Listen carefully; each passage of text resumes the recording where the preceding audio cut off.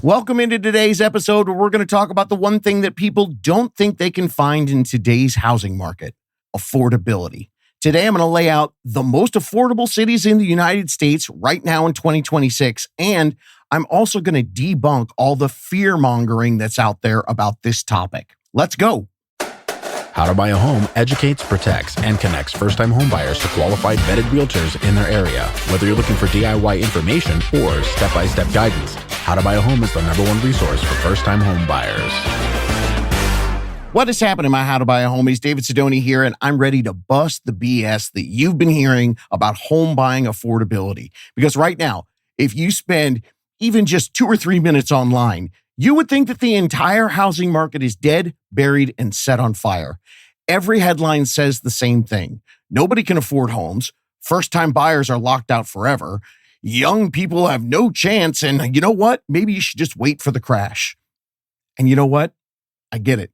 I understand. I really empathize, because if you took all the recent economic news and you turned it into a drinking game, and you had to take a shot every time that somebody said the word unprecedented, trying to describe what's going on with our economic cluster mess that we're all living in right now, then the entire country would be hammered, completely drunk.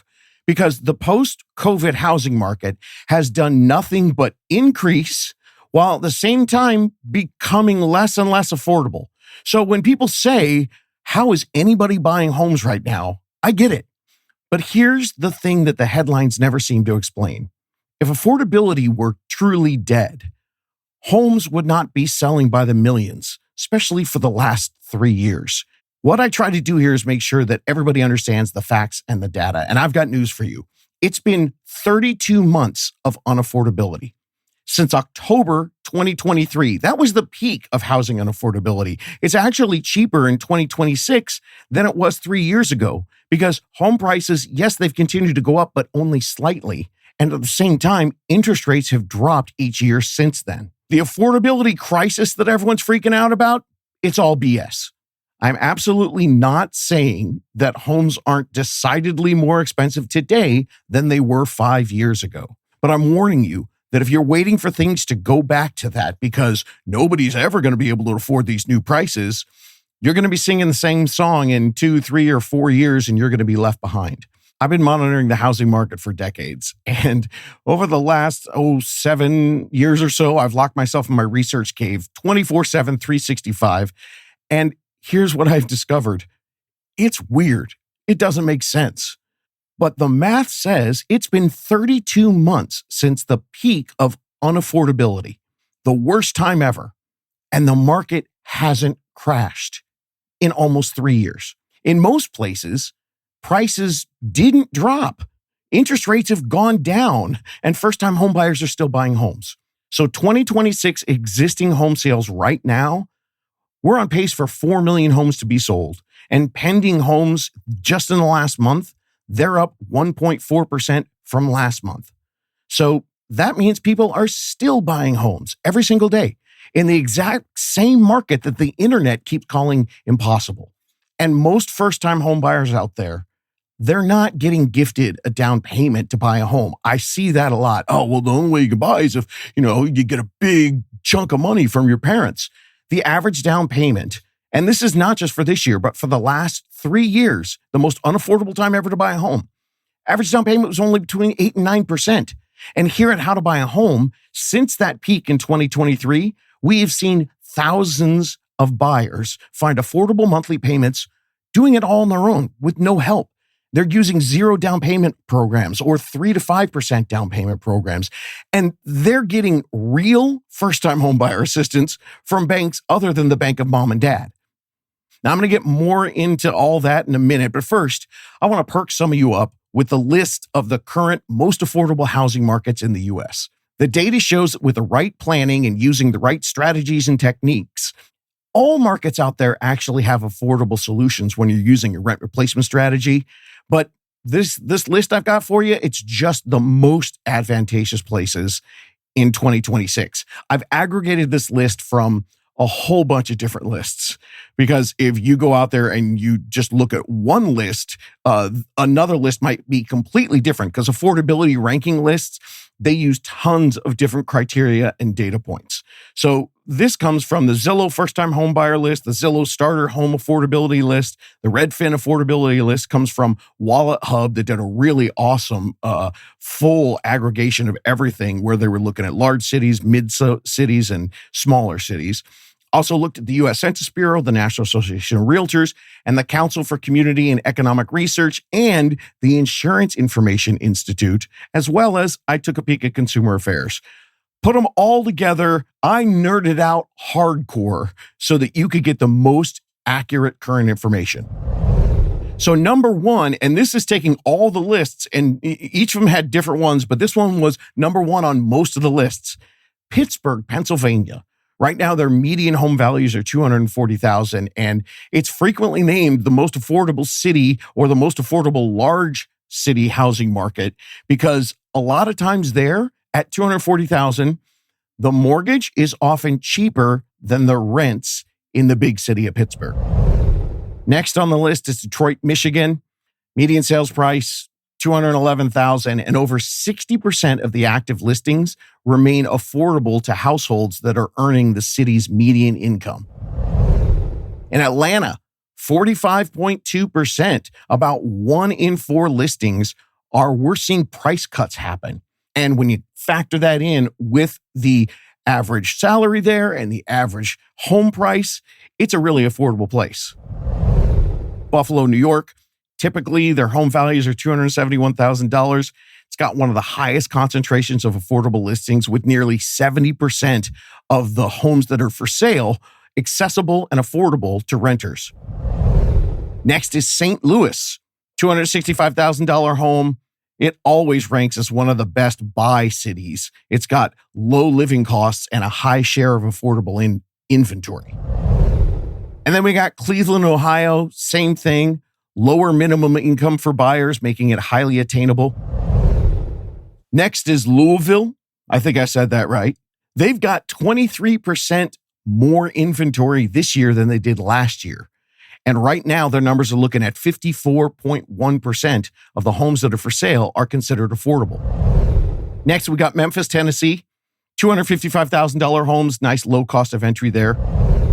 Cincinnati is also doing well with a $313,000 median sales price, and 55.6% of the homes for sale are affordable when you take into account all the different factors for that area.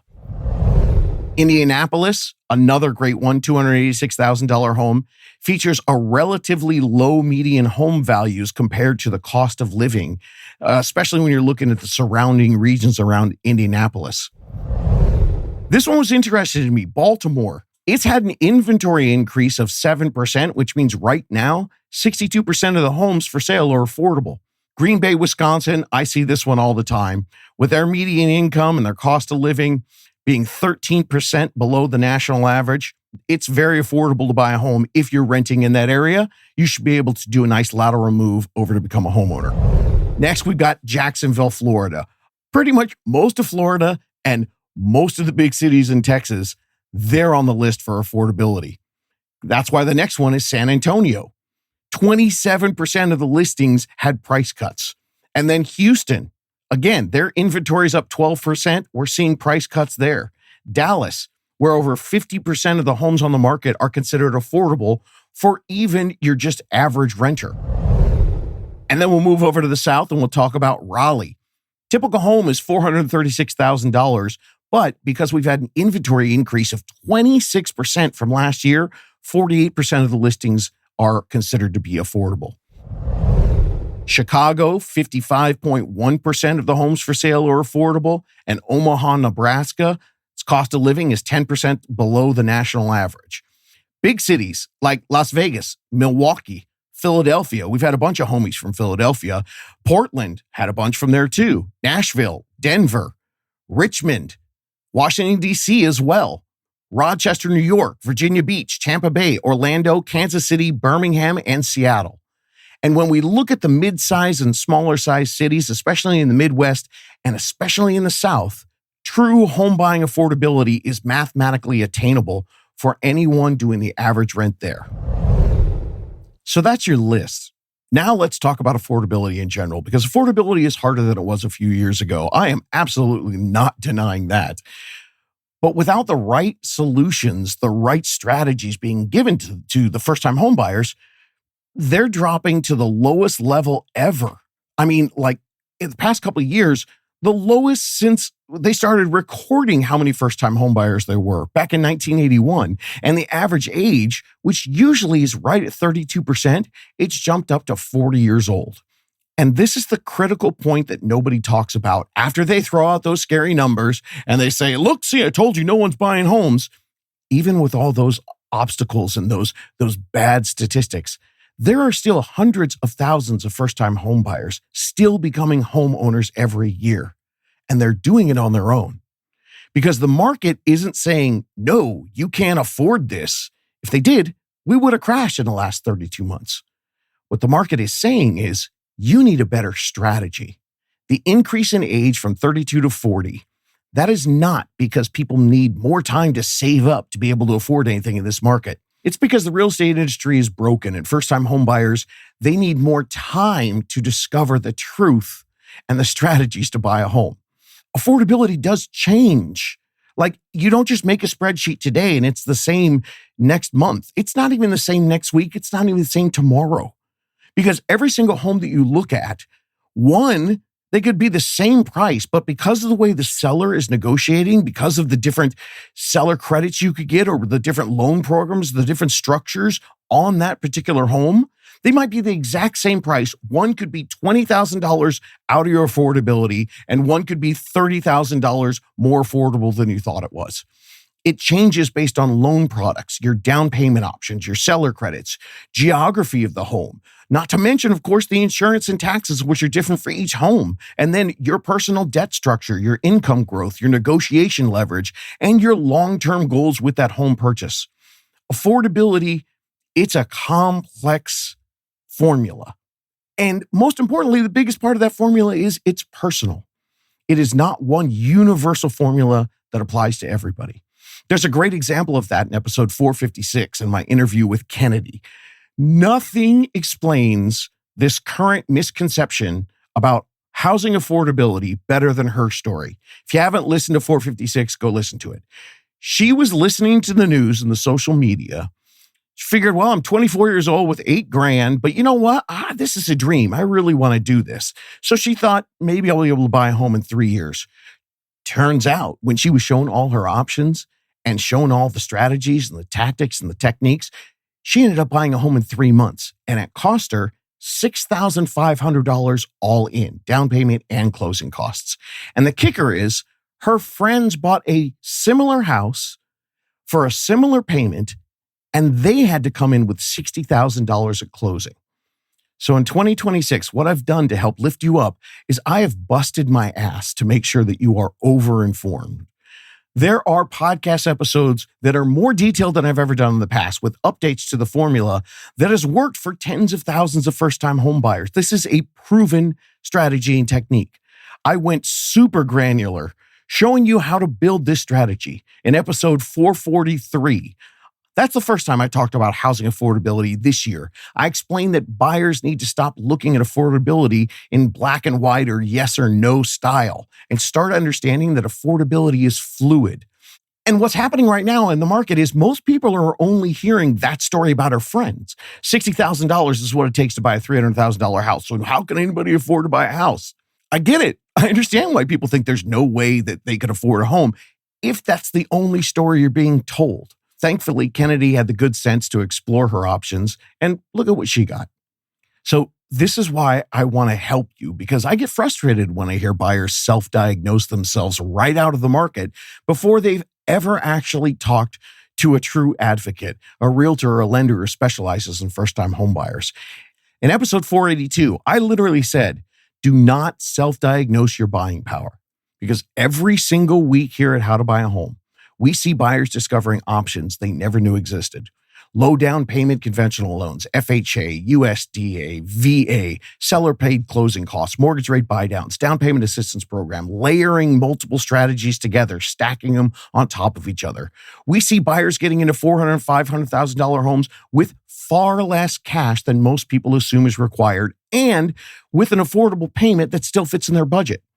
And so it's understandable because between the limited and incomplete and incorrect tools that you're given online, plus everybody online reporting that younger generations, there's no way they can buy a home, we've simultaneously seen incredibly motivated younger buyers. In episode 479, I discussed one of the most fascinating statistics from 2026. Single Gen Z women are dramatically outpacing Gen Z men in home ownership right now. According to data from the National Association of Realtors, single women, Gen Z home buyers, they represented 35%, while single men in Gen Z, they only accounted for 18%. They are prioritizing long-term financial stability and independence for themselves, and that's the definition of where there's a will, there's a way. That's what I'm talking about. It's just you have to dig deeper because mainstream isn't giving you that. The answers are out there. Affordability, it happens. It's just you have to dig deeper. Balancing your debt and your saving budgeting strategies so they work parallel together. Using your grants and down payment assistance programs that you didn't even know were available to you regardless of your income. Practicing the mortgage payment early so you don't feel house poor. And hiring a realtor and a lender who are strategic advisors and educators, not just door openers, number crunchers, and order takers. And we also talk about diversifying your portfolio by adjusting your retirement and savings contributions, running your personal math for a rent replacement strategy, buying starter homes instead of dream homes, lateral moves for people who are looking at condos and townhomes. Other people are finding geographic locations where they can find more affordability. Because today, finding the elusive affordability requires just a little bit of actual education. Now, in the last 2 minutes, I just listed a whole bunch of tools and tactics. And if you didn't understand some of them, or if you've never heard of some of the things that I mentioned, then you know what? Good news. You don't know all your options. And that should make you happy. That means there are solutions for you. It's right here for you to build your own strategy. And, I said it before, there's no one magic episode. And you know what? It doesn't even fully, completely go over all the options for you in the 10 steps that start at episode 400. That's a great place to start. But then after you do that, in 2026, if you're having trouble finding affordability, then it's time to build your own playlist. It's not one affordability answer for everyone, but everyone listening and getting educated, they can find an answer. Now, all the episodes are listed in the episode guide in the show notes, and I want to give you just an audio reminder of everything that's available for you, 2026 versions. Episode 426 talks about the low down payment options and strategies to use that even if you have more than 15 or 20%. Episode 423 talks about using your 401k or adjusting your savings contributions for a primary home purchase. And there's a lot of details about that. And it's not irresponsible. And in fact, it may be the way for you to get a responsible and stable financial future. Then we got episode 438, how much are the closing costs? Everyone wants to know that. And then the playbook episodes, 440 and 441. That talks about the rent replacement strategy, the only way to buy a home in the 2020s and beyond. And it talks about the last lease ever program. That gives you the action steps that anybody, even if you're 2 or 3 years out, you can start today. And then 443, I mentioned earlier, that's a deeper dive into housing affordability. 454 has your 2026 lending options. 457, big one, buyer wait market. That's where I also talk about the low inventory and why a crash isn't coming. And then 460, the real calculations for renting versus buying. 462 talks about bidding wars. 464 talks about why PMI is not the devil. In fact, it's a privilege and something that's going to help you buy a home so you don't miss out. 468 talks about scouting home listings so you can get information on homes like the professionals do. And then if you're in a high cost of living area, I know a lot of people think, well, you know what, this doesn't apply to me. Yes, it does. There's math. 469 and 470, all the math of high cost of living area shows you there that you have affordable options, even though I understand your mortgage payments are going to be higher, but it all balances out because most of the time your rent payments are higher. And then episode 483, how to get a loan for your first home. And episode 486, I threw this one in, doesn't really have much to do with your affordability, but everyone asks me about it, your home inspection red flags. Now, if you're wondering why most people aren't talking about this or writing about this on social media or in news articles, it's simple. Most people in real estate don't understand this, and they can't explain it. And even if they could, the real estate answers that you really need to find affordability, they're too nuanced for clickbait. So you're not going to hear these educational solutions. Proven systems that have worked in expensive areas for decades, and now we've just adjusted it for the entire country. It's all here for you right here. And it's all here for you right here. And you got me, your personal real estate research nerd. And all the data points that I have seen, they point to this one fact. It will not get as easy as it was to buy a home as it was in 2021 for a very, very long time, like 7 to 10 years minimum by most data points, if it ever goes back to that at all. And if you still think that a crash is coming to save you, the data has shown that we have held off a crash for 32 months. That's not an anomaly. That's not an unusual blip. That's a new economy. If you want the details on that, listen to episode 457. So the people who are going to get left behind, they're going to be the people whose only plan is waiting for 2021 to happen again. Buying a home can still be affordable.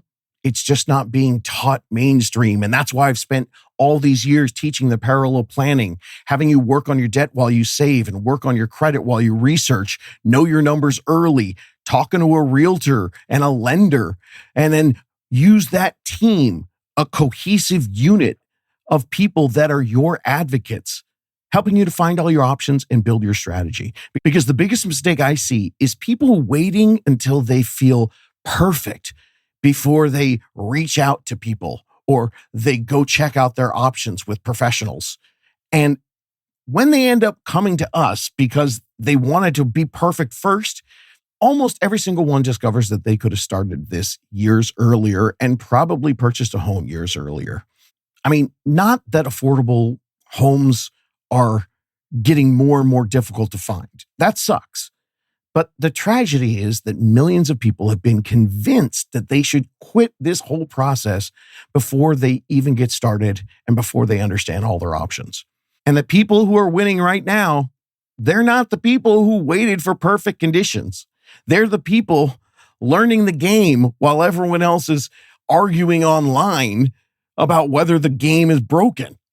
So the question is, people are doing this. Why not you? I've done everything I can this year. I wanted to do as much as I could to bring you all the advantages that you need in this market because I don't want anybody to be left behind. And if you want information, it's all there. You don't have to sign up for my course to get more info or, find your roadmap to success by clicking here. No, it's there. Take it, learn it. I've been giving it away for 7 years. The data, the tactics, the tools that you need. I've watched the market shift and I've seen the industry not shift to help you. We're in a new world of real estate. So if you've got more questions or you're ready to talk to a local unicorn professional who are teachers at heart, you want to talk to someone in your area to start building a plan, go to howtobuyahome.com. And also, if you want to go there and ask me questions, go ahead, ask me anything. There's an Ask David button. Your personal answers, they're out there. You can do this.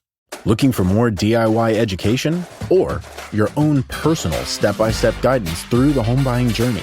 Since 2019, How to Buy a Home has been the #1 resource for first-time home buyers. So visit howtobuyahome.com to get started.